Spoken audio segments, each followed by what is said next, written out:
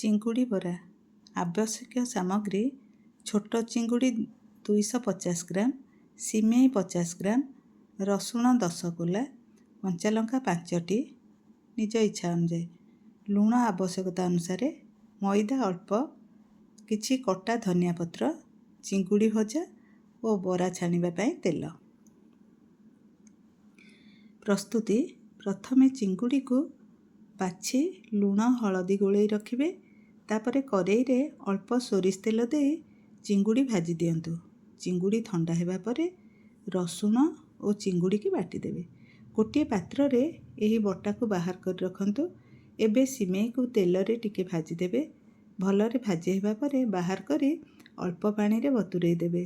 ପ୍ରସ୍ତୁତି ସରିବା ପରେ ଚିଙ୍ଗୁଡ଼ି ବଟା, କଟା କଞ୍ଚାଲଙ୍କା ଓ ଧନିଆ ପତ୍ର, ବତୁରା ସିମେଇକୁ ଗୋଳେଇବା ସହିତ ସେଥିରେ ବାନ୍ଧିବା ପାଇଁ ଅଳ୍ପ ମଇଦା ପକାଇ ରଖନ୍ତୁ।